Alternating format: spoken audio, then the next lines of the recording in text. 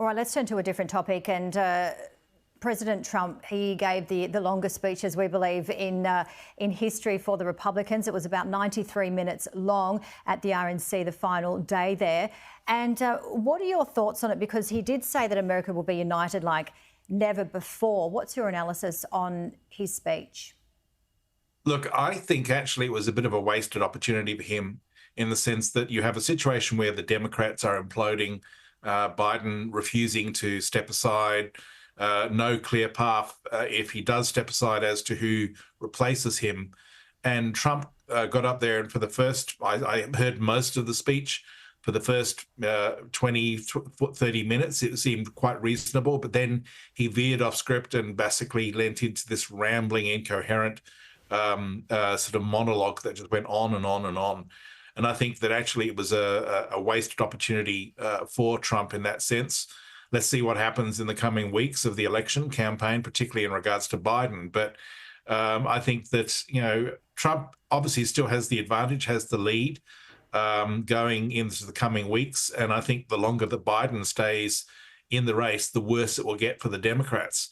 But there's no clear path as to who replaces Biden if he does decide to step aside.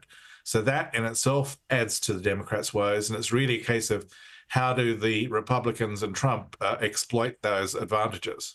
Yeah, very interesting indeed, and perhaps talk of an open convention for the Democrats, and they certainly seem a little bit chaotic, some would say. But we're hearing reports, and there are only reports, of course, that Joe Biden may step down in the next 24 to 48 hours. So again, Malcolm, what do you see happening here? I mean, obviously the Vice President is Kamala Harris, but what's her popularity, and how do you see this playing out?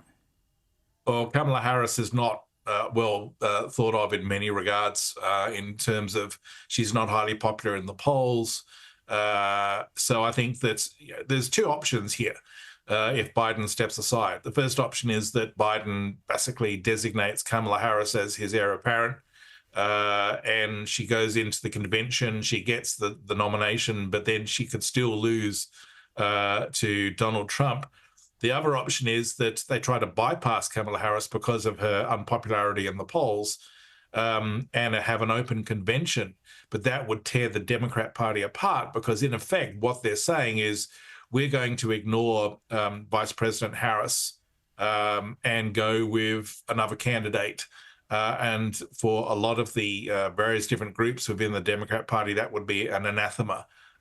So I think that either way, the path ahead for the Democrats is not looking positive. I think chances are highly likely that Donald Trump will be the next president of the United States. And I think that the real risk is that once he's in, he will have also control of the Congress, which means that he will be able to, basically introduce his agenda without any sort of opposition whatsoever. Dr. Malcolm Davis, thank you so much as always for your time and expertise. Thank you.